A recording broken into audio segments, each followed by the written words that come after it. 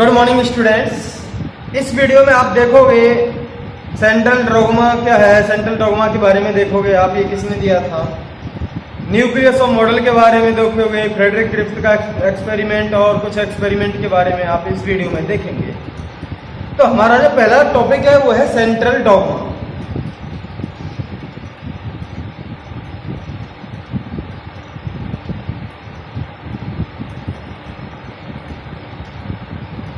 Central dogma जो है वो फ्रांसिस क्रिक ने दिया था।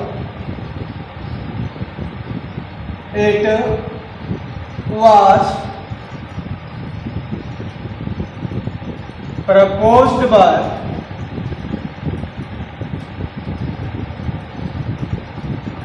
Francis Crick. फ्रांसिस क्रिक वही है जो वाटसन और क्रिक वाला, जिन्होंने डीएनए का डबल हेलिक्स मॉडल दिया था, वही वाला क्रिक है ये। फ्रांसिस क्रिक ने ये दिया था। ये होता क्या है, बात ये आती है, ये बताता है कि जेनेटिक इंफॉर्मेशन का फ्लो कैसे कैसे होता है। डीएनए से आरएनए में होगा और आरएनए से हमारा किसमें होगा, प्रोटीन में होगा। तो सेंट्रल डॉगमा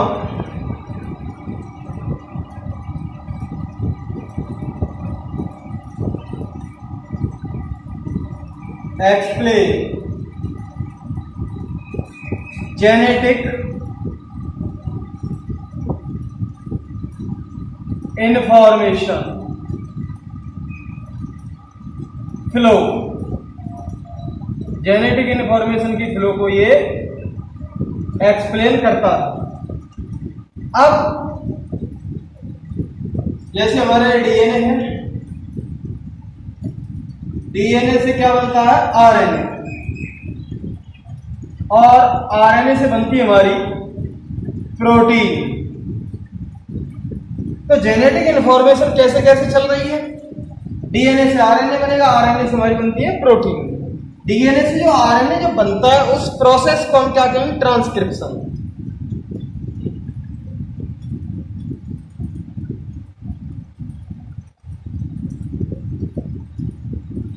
डीएनए से जो आरएनए बन रहा है, आरएनए से जो प्रोटीन बन रही है, उस प्रोसेस को हम क्या कहते हैं, ट्रांसलेशन। और डीएनए से डीएनए भी डुप्लीकेट हो जाता है, डीएनए से डीएनए भी हमारा क्या हो जाता है, डुप्लीकेट हो जाता है। और इस प्रोसेस को हम क्या कहते हैं, रेप्लिकेशन।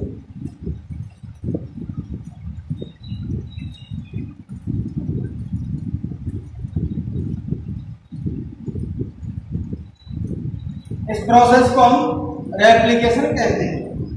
डीएनए से डीएनए बन रहा है, तो इंफॉर्मेशन डीएनए से डीएनए में भी जा सकती है रेप्लिकेशन प्रोसेस के थ्रू, डीएनए से आरएनए में जा सकती है, जाती है ट्रांसक्रिप्शन प्रोसेस के थ्रू, आरएनए से प्रोटीन में जाती है ट्रांसलेशन के थ्रू। ये हमारी जेनेटिक इंफॉर्मेशन चलती है। यही शो करता है हमारा सेंट्रल डॉगमा। कुछ वायरसेस में ऐसा देखा गया है कि उनमें आरएनए से डीएनए बनता है, जैसे हमारा एचआईवी वायरस है, एड्स का है, और जो रेट्रो वायरस पाए जाते हैं उनमें ये प्रोसेस देखी गई है। तो डीएनए, ये आरएनए से जब डीएनए बनता है तो उसे हम क्या कहेंगे, रिवर्स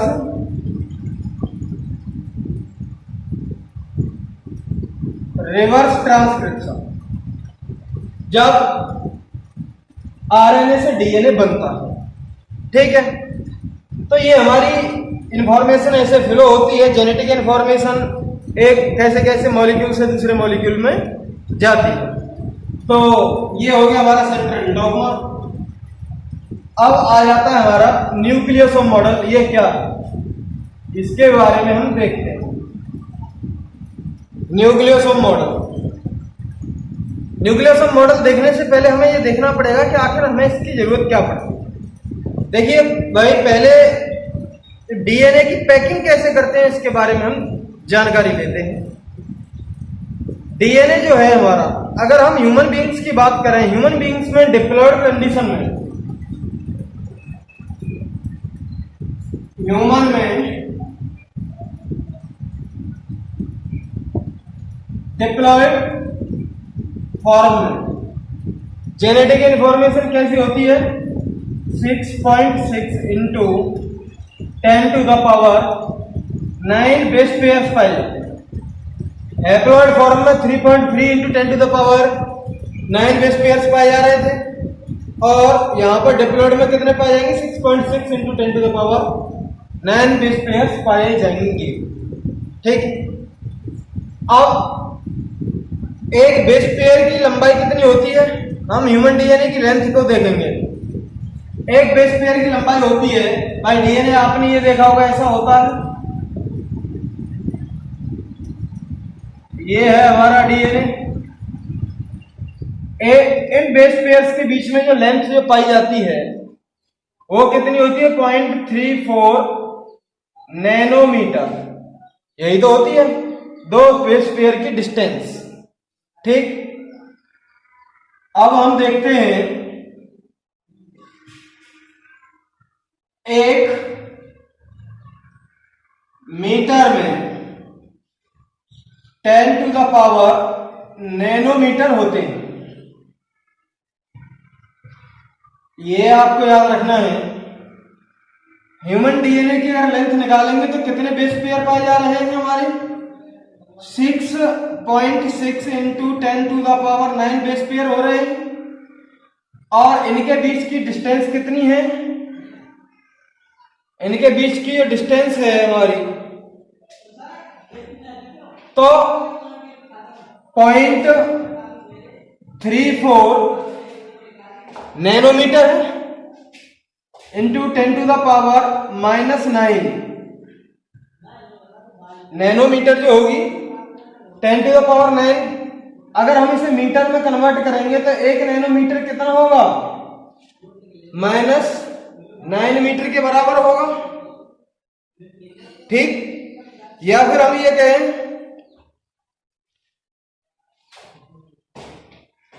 कि ये जो है ये अब हमारा मीटर के फॉर्म में ले लिया है हमने, क्योंकि एक मीटर में कितने होते हैं नैनोमीटर? 10 टू द पावर 9 होते हैं। अब हमने -9 इसलिए लिया क्योंकि इसको हमने जो नैनोमीटर है इसको डायरेक्ट हमने किस में कन्वर्ट कर लिया है? मीटर में कन्वर्ट कर लिया है। ठीक है, 10 टू द पावर 9 से 10 टू द पावर -9 कट जाएंगे, तो अब ये आ जाता है 6.6 इंटू 0.34, ये जो आएगा 2.244 आ रहा है। इतना मीटर जो होता है ये हमारे ह्यूमन डीएनए की डिप्लॉइड फॉर्म की लेंथ होती है। और अब आप इमेजिन करेंगे कि हमारी सेल बहुत छोटी होती है, और सेल में भी होता है हमारा न्यूक्लियस जिसका साइज और ज्यादा छोटा होता है। ये लगभग 2.25 मीटर का डीएनए उस छोटे से फॉर्म में आ जाता है। तो अगर हमें उस छोटे से फॉर्म में लाना है तो बहुत ही ज्यादा सुपर कोल्ड फॉर्म में लेना पड़ेगा, हाईली कंडेंस्ड फॉर्म में लेना पड़ेगा। तो इसको समझने के लिए हमें ये देखना पड़ता है कि भाई न्यूक्लियोसोम मॉडल क्या है। तो सबसे पहले हम प्रोकैरियोटिक सेल की बात कर लेते हैं। यहां पर मैंने ह्यूमन डीएनए की लेंथ निकाली है। आपको इसमें यही समझाया था कि ह्यूमन डीएनए की लेंथ जो होती है 2.2 लगभग मीटर, इतनी लगभग 2.25 मीटर लंबी लेंथ का होता है। और दूसरी वाली बात क्या है कि इसको न्यूक्लियस में पैक करने के लिए इसको सुपर कोइल्ड फॉर्म में लेना पड़ता है। Super coiled, highly super coiled form में लेना पड़ेगा। तो अब सुपर कोइल्ड फॉर्म में लेने की हमें जरूरत होती है। कहने का मतलब ये है कि डीएनए जो है जो सेल में प्रेजेंट होता है वो हाईली कंडेंस्ड फॉर्म में एक दूसरे के ऊपर लिपटा हुआ प्रेजेंट होता है। कहने का मतलब ये है हमारा। अब ये देख लेते हैं प्रोकैरियोट में जो पाया जाता है डीएनए, प्रोकैरियोटिक सेल है ये कोई बैक्टीरिया सेल है, प्रोकैरियोटिक सेल है। तो डीएनए जो पाया जाता है ये पॉजिटिवली चार्जड प्रोटीन के साथ, यहां पर पॉजिटिवली चार्ज प्रोटीन्स पाई जाती है, उनके साथ सुपर कोइल्ड फॉर्म में पाया जाता है, जिसको हम क्या कहते हैं? न्यूक्लियोइड कहते हैं। और डीएनए पे कौन सा चार्ज होता है भाई? पॉजिटिव चार्ज होगा, नेगेटिव चार्ज होगा। देखिए ये डीएनए है,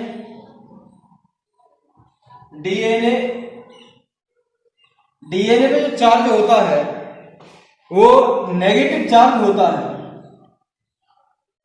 नेगेटिवली चार्ज। डीएनए यहां पर आ रहा है तो नेगेटिव चार्ज कर देंगे हम यहां पर, ये अपनी ट्रिक बना सकते हैं याद करने के लिए। डीएनए नेगेटिवली चार्ज है इन प्रोकैरियोट्स। प्रोकैरियोट्स में क्या होता है, इन prokaryotes DNA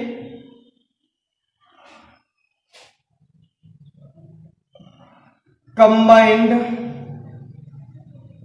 with positively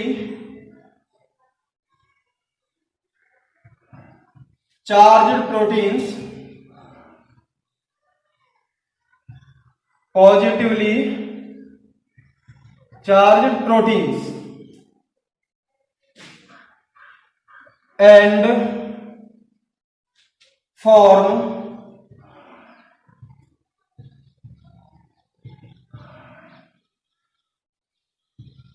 nucleoid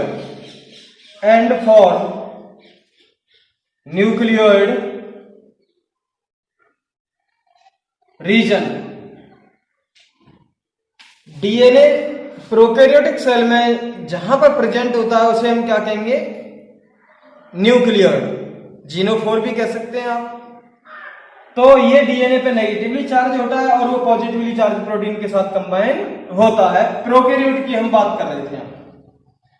अब बात करते हैं यूकैरियोट्स की। इन यूकैरियोट्स, यूकैरियोट की जो सेल होती हैं जैसे ह्यूमन बीइंग्स है, इन यूकैरियोट्स डीएनए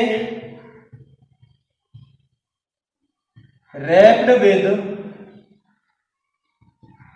positively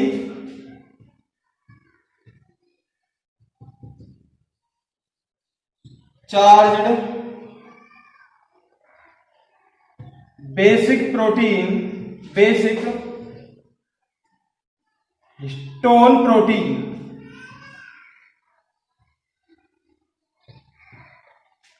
ये पॉजिटिवली चार्ज, ये बेसिक है। बेसिक का मतलब एसिड बेस आपने सुने होंगे, तो वही वाला बेस है। हिस्टोन प्रोटीन बेसिक फॉर्म में होती है और वो कौन सी होती है, पॉजिटिव चार्ज की होती है। दो अमीनो एसिड मेनली जो होते हैं हिस्टोन प्रोटीन में वो पॉजिटिव चार्ज के होते हैं, lysine and arginine. To amino acids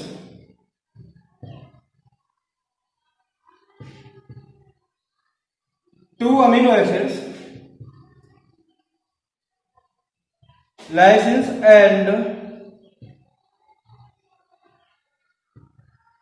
arginines are positively charged and these are present in histone protein. ये जो अमीनो एसिड है कौन कौन से, जो दो अमीनो एसिड है आर्जिनिन और लाइसिन, ये पॉजिटिवली चार्ज्ड होते हैं और ये किसमें प्रेजेंट होते हैं, हिस्टोन प्रोटीन में प्रेजेंट होते हैं। इसलिए हमारी जो हिस्टोन प्रोटीन है और हाईली पॉजिटिव चार्ज की होती है। और डीएनए पे कौन सा चार्ज पाया जाता है, नेगेटिव चार्ज पाया जाता है। तो नेगेटिव जो है पॉजिटिव के साथ कंबाइन करेगा और आपस में वो एक दूसरे के ऊपर रैप हो जाते हैं, यानी कि लिपट जाते हैं, कंबाइन फॉर्म में आ जाते हैं। अब यहां पर देखेंगे हिस्टोन प्रोटीन की बात कर रहे थे हम। डीएनए का जो स्ट्रक्चर होता है आपको पता ही है, इस फॉर्म का हमारा स्ट्रक्चर होगा डीएनए का। ये है हमारा डीएनए का फॉर्मेशन, ये स्ट्रक्चर जो डीएनए का इस तरह का होता है। ये हमारे बेस पेयर्स हैं, ये जो लगे हुए होते हैं ये हमारे कौन से होते हैं, बेस पेयर्स। आपको बता दिया है पिछले वाली वीडियो में। अब डीएनए का मॉलिक्यूल जो आ रहा है,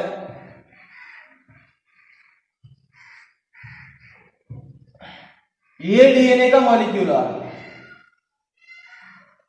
2 बार ये रैप करता है, लपेटता है और उसके बाद ये ऐसे चला जाता है। और यहां पर भी एक मॉलिक्यूल पाया जाता है हिस्टोन प्रोटीन का, जिसका नाम है H1 हिस्टोन प्रोटीन। इसका क्या नाम है, H1 histone protein, H1 histone. और यहां पर जो पाए जाते हैं ये H2A, H2B, H3, H4, ये 4 मॉलिक्यूल हैं। सेम ऐसे ही 4 मॉलिक्यूल्स और पाए जाते हैं, तो टोटल मॉलिक्यूल्स कितने हो गए, 8। तो इसलिए इसमें जो पाया जाता है इसको हम क्या कहेंगे, हिस्टोन ऑक्टामर। ये जो पाया जाता है इसको हम हिस्टोन ऑक्टामर कहते हैं, because 8 molecules of histone present. तो ये हमारा क्या हो गया, histone octamer.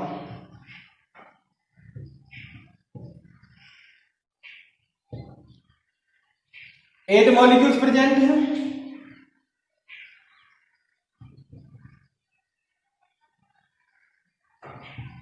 Eight molecules present हैं। इन सबके एक और सेट पाया जाता है, 2 सेट है H2A के, 2 सेट H2B के, 2 सेट H3 के और 2 सेट हमारे H4 के पाए जाते हैं। ठीक है।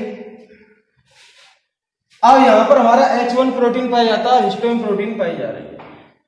यहां से लेकर जो आ रहा है डीएनए यहां तक, इसमें एक कंप्लीट हिस्टोन को लपेटने में और यहां जाने में कितने बेस पेयर होंगे, इसके 200 बेस पेयर्स होंगे। 200 बेस पेयर्स होंगे। बेस पेयर्स का मतलब मैंने बता दिया था, एक बेस पेयर, दूसरा बेस पेयर, तीसरा बेस पेयर, ऐसे होंगे। 200 बेस पेयर्स होते हैं। अब सेम कहानी यहां पर आगे होगी। आगे भी हमारे 8 मॉलिक्यूल होंगे यहां पर हिस्टोन के, H2A, H2B, H3, H4, और 2 बार ये भी लपटेगा, फिर इसके बाद जाएगा और यहां पर हमारा क्या होगा, H1 हिस्टोन प्रोटीन होगी। इस तरह जो फॉर्मेशन बनती है, पैकिंग होती है डीएनए की हिस्टोन प्रोटीन के साथ, because DNA is negatively charged and histone is positively charged.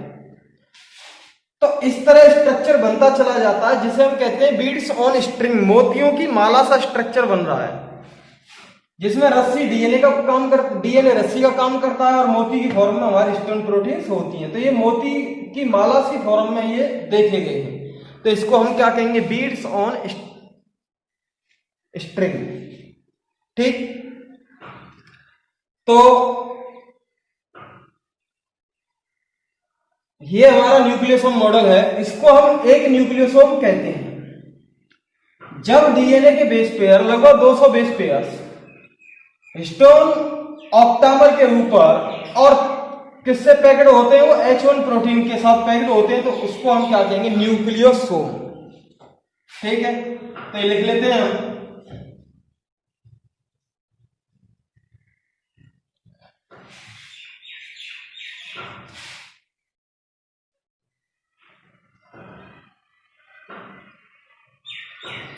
Nucleosome.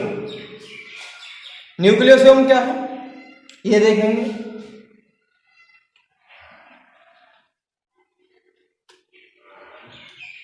When DNA is wrapped on stone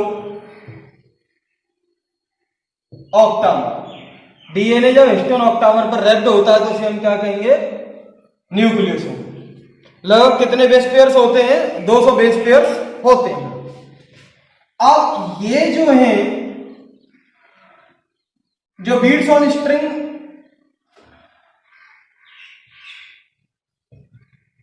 now many nucleosome form two beads on strings। मोतियों की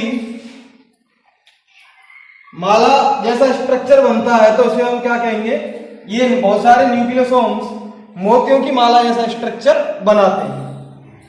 अब बात आती है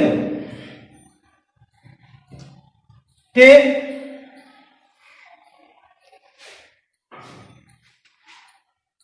जो फॉर्मेशन है हमारी,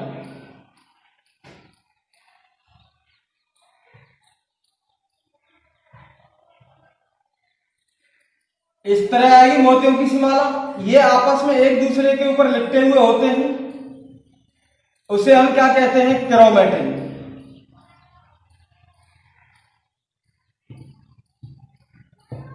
और क्रोमेटिन फर्दर और एक दूसरे के ऊपर कॉइल्ड होते हैं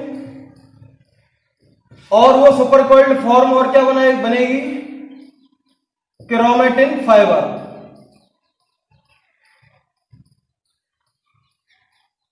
क्रोमेटिन फाइबर्स बन जाएंगे। इस तरह ये क्रोमेटिन फाइबर्स और एक दूसरे के ऊपर लिपटे हुए होते हैं, वो जो बनता है हमारा क्रोमेटिड बनता है, जो हमारा उसका पार्ट है, ये है हमारा क्रोमोसोम, ये हमारे क्रोमेटिड्स हैं। तो इन क्रोमेटिड्स में बहुत हाईली सुपरकोइल्ड फॉर्म में ये हमारा डीएनए पाया जाता है। जब तो बहुत छोटे से न्यूक्लियस में लगभग 2.25 मीटर का हमारा डीएनए आ जाता है।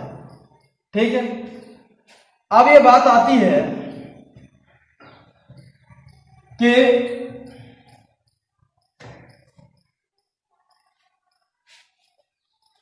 हमारे क्रोमोसोम्स में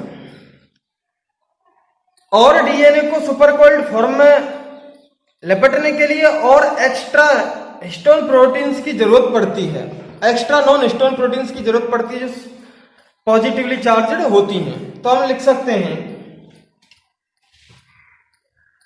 मोर coiled form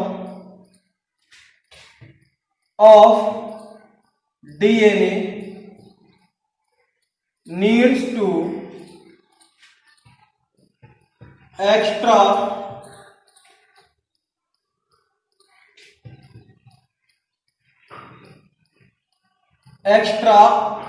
non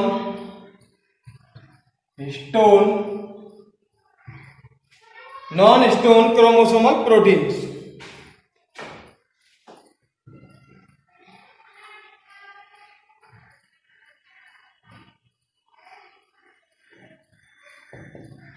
यानी कि NHC की जरूरत पड़ती है। अब डीएनए यहां पर हमने देखा हमारे जेनेटिक मटेरियल में 2 पार्ट होते हैं। पहला वाला पार्ट कौन सा होता है? पहला वाला जो पार्ट होता है उसे हम क्या कहते हैं? यूक्रोमेटिन।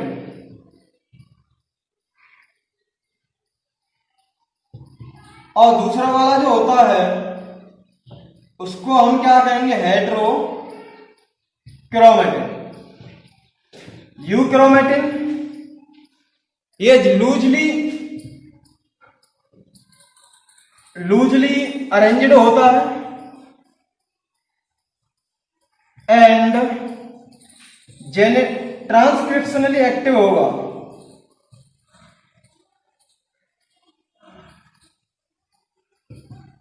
ट्रांसक्रिप्शनली एक्टिव होगा यानी कि इससे इस वाले डीएनए से आरएनए बन सकता है। अब बात आ जाती है हेट्रोक्रोमेटिन की। ये डेंस अरेंज्ड होता है यानी कि बहुत ज्यादा एक दूसरे के ऊपर अरेंज्ड होता है और ये ट्रांसक्रिप्शनली इनएक्टिव होता है। ट्रांसक्रिप्शनली इनएक्टिव होता है। आपको पता है कि मेंडल ने जेनेटिक्स की जो काम किया था लगभग 1863-65 के आसपास उसने अपना पूरा विवरण बता दिया था दुनिया के साइंटिस्ट के सामने। 1869 में हमारे जो हैं फ्रेडरिक मिसर उन्होंने डीएनए की डिस्कवरी भी कर दी थी न्यूक्लियन के फॉर्म में। इन दोनों में कॉम्बिनेशन करने के लिए साइंटिस्ट को बहुत लंबा टाइम लगा कि आखिरकार ये डीएनए ही है जो जेनेटिक इंफॉर्मेशन को ले जा रहा है वन जनरेशन से नेक्स्ट जनरेशन में। तो इसी की हम यात्रा तीन एक्सपेरिमेंट के बारे में हम बात करेंगे। तो पहला वाला जो हमारा एक्सपेरिमेंट है वो है हमारा ट्रांसफॉर्मिंग प्रिंसिपल।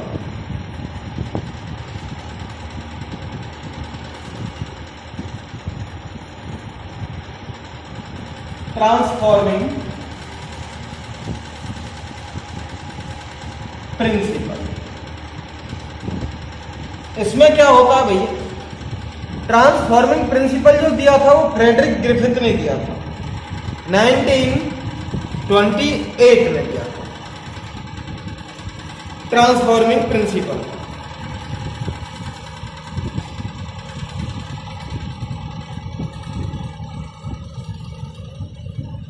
बाय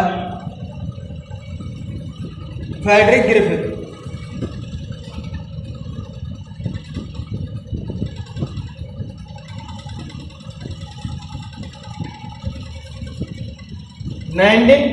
में इसने दिया था ये। अब ये होता क्या है इसे देख लेते हैं। ट्रांसफॉर्मिंग प्रिंसिपल, ट्रांसफॉर्मिंग प्रिंसिपल में फ्रेडरिक ग्रिफिथ ने एक बैक्टीरिया पर काम किया था। बैक्टीरिया को लिया था, बैक्टीरिया का नाम था स्ट्रेप्टोकोकस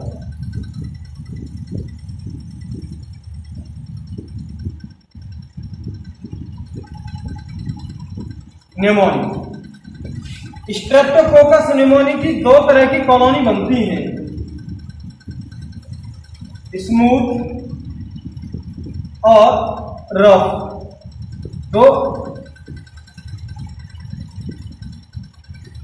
ये दो तरह की कॉलोनी बनती है। ये जो बैक्टीरिया होते हैं ये ऐसे बैक्टीरिया होते हैं, रफ होते हैं। ये जो बैक्टीरिया होते हैं बिल्कुल स्मूथ वाले होते हैं, यानी कि इसका पे जो है म्यूकस का पॉलीसेकेराइड का शीट पाई जाती है ऊपर, म्यूकस कवरिंग। और ये साइनिक होता है, साइन करता ये वाला स्मूथ वाला बैक्टीरिया। और ये वाला जो बैक्टीरिया है ये रफ है, साइनिंग नहीं करता। ये दो तरह की फॉर्म, दो तरह की कॉलोनी स्ट्रेप्टोकोकस न्यूमोनी की होती हैं, स्मूथ और रफ। अब इस वाले बैक्टीरिया को उसने चूहे में डाला। ये हमारा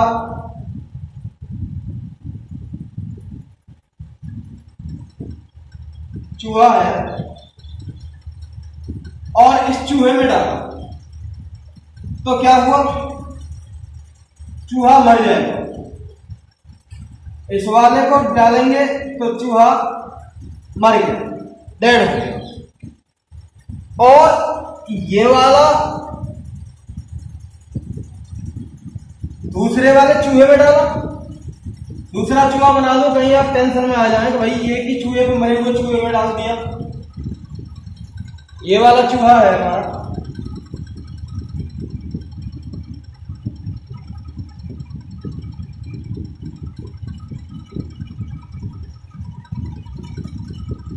इसमें डाल दिया। ये दूसरा चूहा है तो इससे ये चूहा मरा नहीं, लाइव रहा। इसका मतलब डेंजरस कौन है, डेंजरस ये स्मूथ वाला था। ये स्ट्रेप्टोकोकस न्यूमोनी एक डिसीज करता है जिसका नाम है न्यूमोनिया। इसके दो फॉर्म थी, रफ वाले को न्यूमोनिया नहीं होता है, इसको डाल देते हैं, स्मूथ वाला न्यूमोनिया कर देता है जिसके कारण चूहा मर जाता है न्यूमोनिया में। स्मूथ वाला डेंजरस है इसकी वजह, ये वायरुलेंट है, ये नॉन वायरुलेंट है, ये ज्यादा डेंजरस, ये डेंजरस नहीं है और ये खतरनाक है। अब उसने क्या किया, स्मूथ पहले वाला एक्सपेरिमेंट कंप्लीट हो गया आपका। स्मूथ वाले को चूहे में डाला, चूहा निमोनिया से मर गया। रफ वाले को चूहे में डाला, चूहा जिंदा रहा। दूसरा वाला एक्सपेरिमेंट किया इसने कि स्मूथ वाले को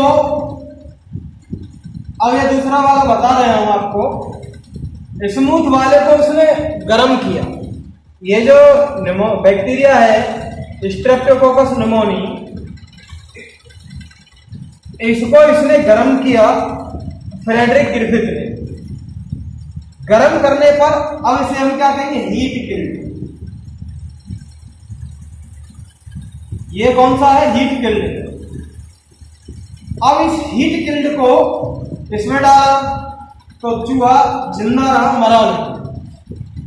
हीट किल्ड को पहले नॉर्मल को डाल रहे थे, चूहा मर गया, और इसको गर्म करके डाला इसमें तो फिर चूहा मरा नहीं, जिंदा रहा, चूहे को निमोनिया नहीं हुआ। दूसरा एक्सपेरिमेंट क्लियर हो गया। अब तीसरा एक्सपेरिमेंट इसने किया, हीट किल्ड इसको लिया,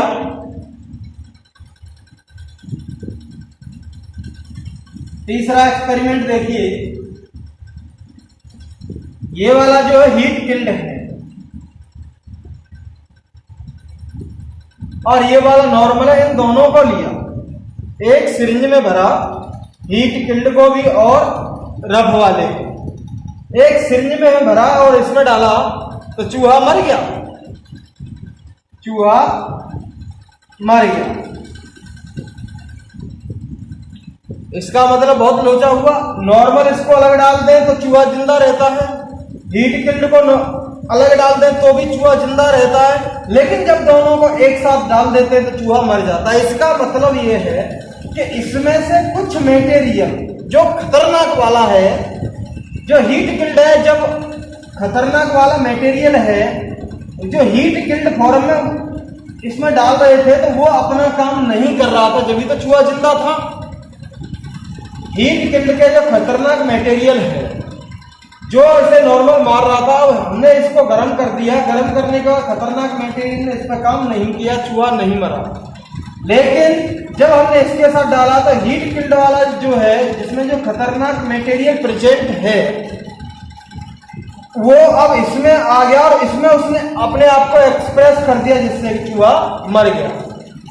अब कोई सब्सटेंस इसमें से इसमें तो जा रहा है, ट्रांसफॉर्म तो हो रहा है, बदल तो रहा है, तो इसी को हमने नाम दिया transforming principle.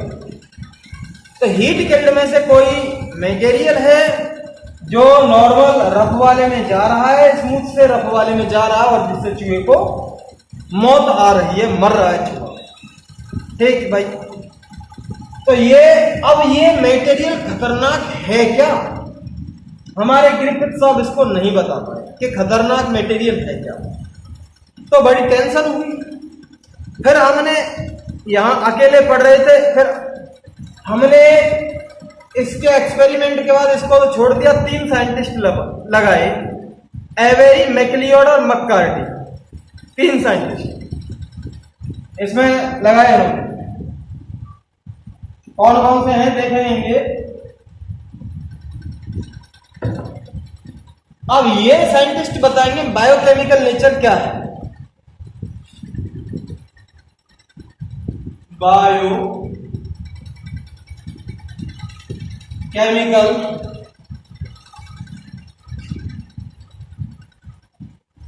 Nature of transforming principle. Biochemical nature क्या भाई इसका, ये देखेंगे। कितने साइंटिस्ट थे? 3। बाय एवेरी, मैकलियोड, मक्कार्टी, ये हमारे 3 साइंटिस्ट थे। इन्होंने क्या काम किया ये देखिए। अब इसको चूहे में डालेंगे, और मैं अलग ही बता रहा हूं आपको।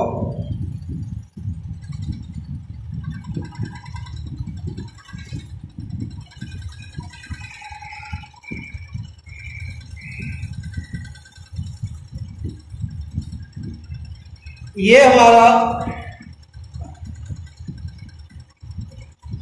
चूहा है।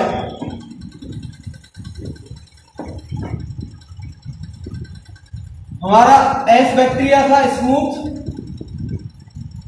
एस ही कह देते हैं इसे।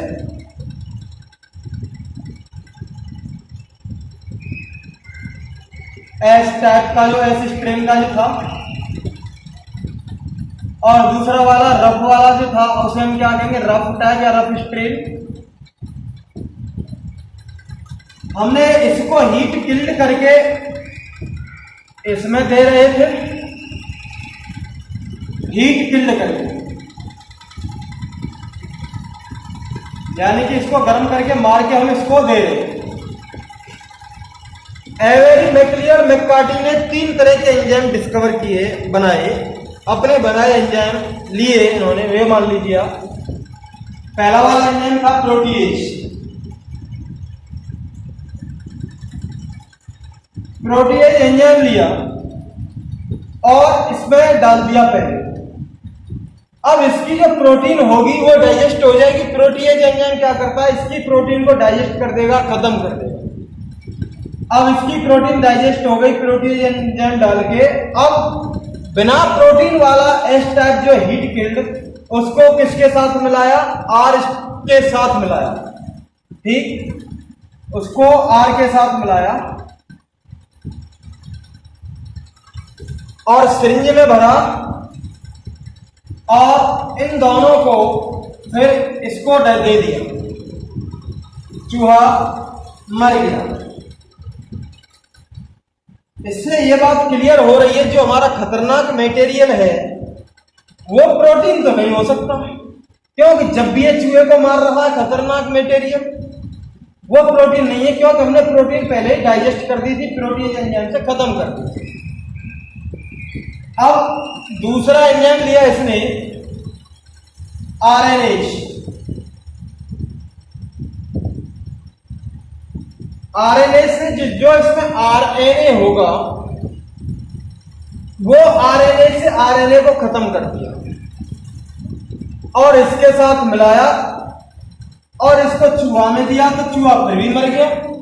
इसका मतलब जो खतरनाक मटेरियल है वो आरएनए नहीं है, क्योंकि अगर आरएनए होता तो हम आरएनए को यहां खत्म कर रहे हैं और जब चूहे को दे रहे हैं तो चूहा मरता नहीं। यहां पर खतरनाक मटेरियल कोई और है। अगला हमने इन्होंने एक्सपेरिमेंट किया, वो किया डीएनएज। डीएनएज डाला, डीएनए से इसका जो भी डीएनए था वो डीएनए डिस्ट्रॉय कर दिया, खत्म कर दिया, डाइजेस्ट कर दिया। अब इसके साथ दिया हमने, इसके साथ डाला आर टाइप के साथ, और जब इसके साथ डाला तो अब चूहा जिंदा रहा, मरा नहीं। अब चूहा जिंदा रहा। इसका मतलब क्या है, डीएनए वो सब्सटेंस था जो खतरनाक था, जो चूहे को मार रहा था, तो जेनेटिक मटेरियल डीएनए की फॉर्म में था, इसी से इंफॉर्मेशन जा रही थी। हमने अलग अलग 3 एक्सपेरिमेंट किए। पहले दोबारा इसको एक बार रिवाइज करा देता हूं। पहला वाला जो एक्सपेरिमेंट था हमारा ये था कि हमने इसकी प्रोटीन डाइजेस्ट कर दी और इसके साथ दिया तो चूहा मर गया।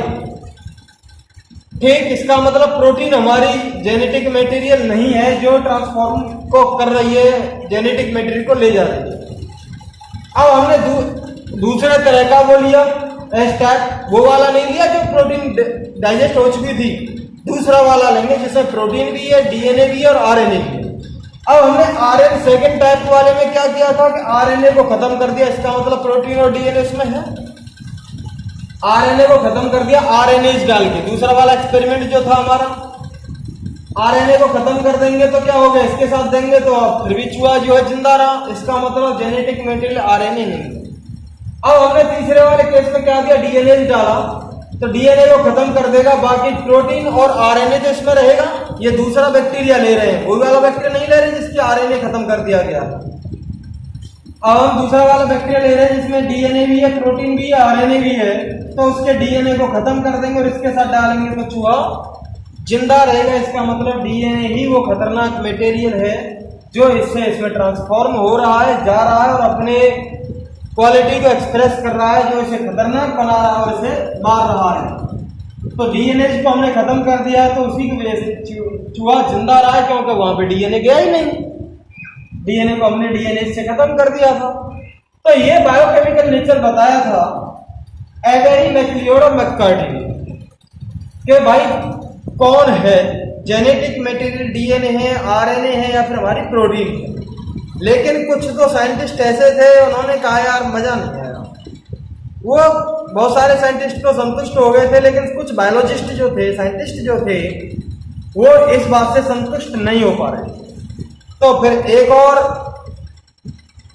दो साइंटिस्ट आए, एक और एक्सपेरिमेंट हुआ। दो साइंटिस्ट जिनका नाम है हर्शी और चेस, वो साइंटिस्ट आए और इन्होंने बताया कि जेनेटिक मटेरियल कौन है, डीएनए।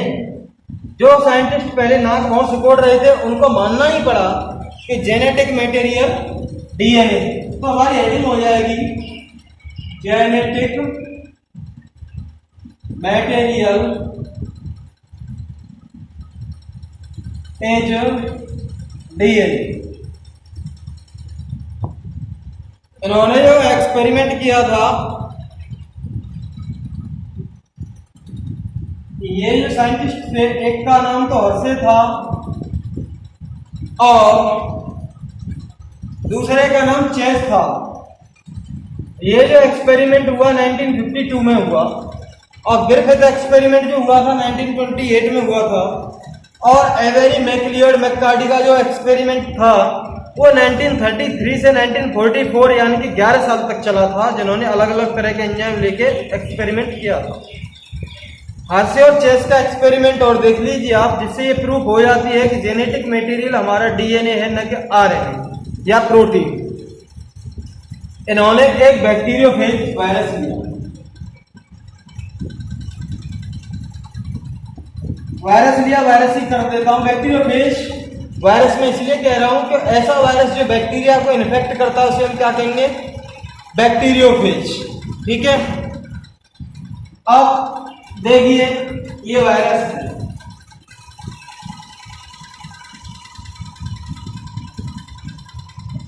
वायरस में बाहर तो क्या होती है, प्रोटीन होती है, और अंदर जो होता है ये डीएनए होता है।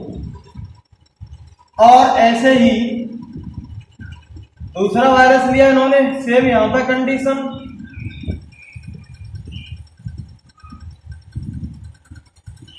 यहां पर भी बाहर की तरफ क्या होती है, प्रोटीन है, इसलिए प्रोटीन का कवरिंग होती है, और अंदर की तरफ हमारा क्या होता है, डीएनए होता है। ठीक है, अब इस वायरस को इसने बहुत ज्यादा रेडियो एक्टिव सल्फर सॉल्यूशन में ग्रो कराया। तो इसका मतलब इसकी प्रोटीन रेडियो एक्टिव होगी, क्योंकि सल्फर किसमें पाया जा रहा है, आपका प्रोटीन में पाया जा रहा है। तो प्रोटीन कैसी हो गई, इसकी रेडियो एक्टिव प्रोटीन हो गई। अब इसकी जो प्रोटीन है वो रेडियो एक्टिव है। रेडियो एक्टिव सल्फर में इस वायरस को ग्रो कराया। इस वायरस को फास्फोरस सॉल्यूशन में ग्रो कराया, तो इसका जो डीएनए हो गया है वो रेडियो एक्टिव डीएनए हो गया। तो यहां पर हम देखेंगे यहां की प्रोटीन रेडियो एक्टिव है, because sulphur radio active sulphur डाला था हमने, रेडियो एक्टिव सल्फर से प्रोटीन इसकी रेडियो एक्टिव हो गई और कई जनरेशन तक हमने ग्रो कराया। तो ये हमारा वायरस रेडियो एक्टिव प्रोटीन वाला वायरस है।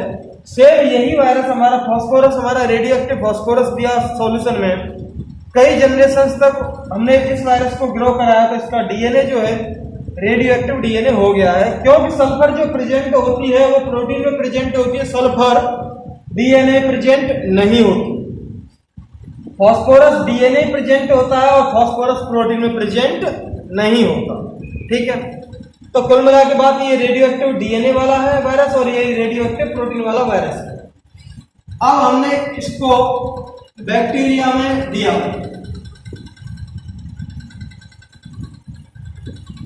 बैक्टीरिया में इसको इन्फेक्शन कराया, तो इन्फेक्शन कराने के बाद हमने देखा कि जो जेनेटिक मटेरियल है वो उसमें आएगा और इसमें ये इन्फेक्ट करेगा और इसमें बहुत सारे अपने वायरस डेवलप करेगा बैक्टीरिया के अंदर। ये बैक्टीरिया का न्यूक्लियोइड है, ये जो मैंने बनाई है। अब ये वायरस जो है इसका डीएनए इसमें आया और इसका भी डीएनए इसमें आ रहा है।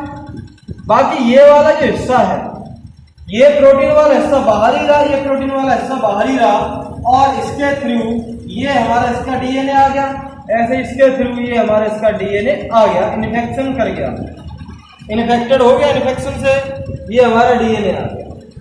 और जब ये यहाँ पर डीएनए यहाँ पर आ जाएगा तो यहाँ पर ये कुछ नहीं रहेगा। तो अब इसको हम क्या करेंगे, ब्लेंडिंग करेंगे, इसको वायरस के पार्ट को और इसको हम बैक्टीरिया को अलग कर देंगे। ऐसे ही इस वायरस के पार्ट को और इस बैक्टीरिया को अलग कर देंगे। अब हम इस पर अल्ट्रावायलेट रेज देंगे। तो ये तो अल्ट्रावायलेट रेज में शाइनिंग कर रहा था क्योंकि इसमें रेडियो एक्टिव प्रेजेंट था, रेडियो एक्टिव सब्सटेंस प्रेजेंट था। रेडियो एक्टिव सब्सटेंस कौन सा प्रेजेंट है, हमारा डीएनए। डीएनए इन्फेक्शन किया, इसका मतलब यहाँ पर डीएनए आया, इसमें रेडियो एक्टिविटी आ रही थी क्योंकि शाइनिंग कर रहा था। और इसमें ये रेडियो एक्टिविटी नहीं आ रही थी, ये शाइनिंग नहीं कर रहा था जब हमने अल्ट्रावायलेट रेज इस पर डाली, क्योंकि ये वाला जो पार्ट है ये तो हमने अलग कर दिया ना ब्लेंडिंग से।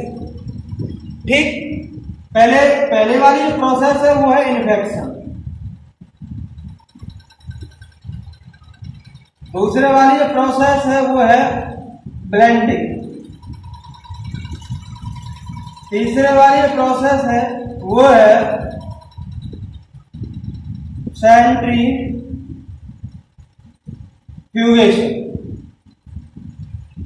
पहली वाली प्रोसेस में इन्फेक्शन में क्या काम किया कि ये हमने इन्फेक्ट करा दिया, इसने अपना जेनेटिक मटेरियल इसमें डाल दिया। हमें दिख नहीं रहा है, पता नहीं है क्या डाला है, लेकिन अपना जेनेटिक मटेरियल इन्होंने इसमें डाल दिया। ठीक है, पहली वाली प्रोसेस इन्फेक्शन हो गया। दूसरी वाली प्रोसेस ब्लेंडिंग। ब्लेंडिंग का मतलब अब इस बैक्टीरिया वाले जो बाहर रह गया पार्ट उसको और इससे हम क्या कर देंगे, अलग कर देंगे। ये अलग हो गया, ये अलग हो गया, ये अलग हो गया और ये हमारा अलग हो गया। तो ये हमारी प्रोसेस क्या हो गई, ब्लेंडिंग। अब क्या करेंगे, सेंट्रीफ्यूगेशन का मतलब क्या है कि ये जो है इसको थोड़ी देर ऐसे ही रख देंगे तो भारी सब्सटेंस जो है किसी मीडियम में है वो नीचे बैठ जाएगा और हल्का वाला सब्सटेंस ऊपर रहेगा। तो ये हल्के वाले सब्सटेंस से ये ऊपर रहे और बैक्टीरिया भारी है और नीचे बैठ जाएगा। ठीक, अब नीचे वाले बैक्टीरिया को निकाल लेंगे। अब उसमें अल्ट्रावायलेट रेज देंगे, इस पर भी देंगे अलग और इस पर भी देंगे अलग। तो यहाँ पे तो कोई शाइनिंग नहीं हो रही, इसका मतलब रेडियो एक्टिव सब्सटेंस यहाँ पर नहीं आया है और यहाँ पे शाइनिंग हो रही थी, इसका मतलब रेडियो एक्टिव सब्सटेंस यहाँ पर आया। तो जब रेडियो एक्टिव सब्सटेंस यहाँ पे आ रहा है तो यहाँ पे रेडियो एक्टिव सब्सटेंस कौन सा था, डीएनए। तो डीएनए ये था जेनेटिक मटेरियल और यहाँ पर रेडियो एक्टिव सब्सटेंस कौन सा था, प्रोटीन। प्रोटीन जब इसमें अंदर नहीं आई तो इसका मतलब प्रोटीन जेनेटिक मटेरियल नहीं है। जेनेटिक मटेरियल क्या है, डीएनए है। और ये हर्शे और चेस के एक्सपेरिमेंट से 1952 में ये एक बात क्लियर हो गई थी। ठीक है, तो हमारा जेनेटिक मटेरियल कौन सा है, डीएनए। लेकिन आपने देखा होगा अब जो रिसेंटली जो स्टडी हुई है, रिसर्च हुई है, उसमें कुछ वायरस है जैसे बैक्टीरियोफाज वायरस है, टीएमबी वायरस है, टोबैको मोजेक वायरस है। इनमें जेनेटिक मटेरियल आरएनए को भी डिस्कवर किया गया है। इनमें डीएनए पाया नहीं जाता, आरएनए पाया जाता। तो जेनेटिक मटेरियल इनमें किसको डिस्कवर किया गया है, आरएनए को डिस्कवर किया गया। अब ये बहस छिड़ जाती है कि जेनेटिक मटेरियल है कौन सा ज्यादा अच्छा, डीएनए ज्यादा अच्छा है, आरएनए ज्यादा अच्छा है, कौन ज्यादा अच्छा है। तो properties of genetic material. Property देखिए, 4 प्रॉपर्टी होनी चाहिए। पहली वाली क्या है कि जो भी जेनेटिक मटेरियल है वो रेप्लिकेट करना चाहिए, अपने आप को डबल करना चाहिए। दूसरा वाला है केमिकली एंड स्ट्रक्चरली वो स्टेबल होना चाहिए। ऐसा नहीं कि वो दूसरे से रिएक्शन कर जाए। अगर वो दूसरे से रिएक्शन करेगा तो फिर वो जेनेटिक मटेरियल में जो इन्फॉर्मेशन है वो इन्फॉर्मेशन बेकार हो सकती है। तो दूसरा वाला केमिकली स्ट्रक्चरली वो स्टेबल होना चाहिए। तीसरा वाला स्लो म्यूटेशन होने चाहिए, जिसकी वजह से हम एवोल्यूशन का स्टडी कर सकें, क्योंकि धीरे धीरे जेनेटिक मटेरियल में चेंज आ रहा है, इसीलिए नई स्पीसीज बन रही है। लेकिन ये बन रही है कई मिलियन ईयर्स में, लाखों करोड़ों साल में बनती है। चौथा वाला जो है हमारा जेनेटिक मटेरियल की जो प्रॉपर्टी है, मेंडेलियन कैरेक्टर को एक्सप्लेन करना चाहिए। मेंडेलियन फैक्टर्स, मेंडेलियन ने जो फैक्टर बताए थे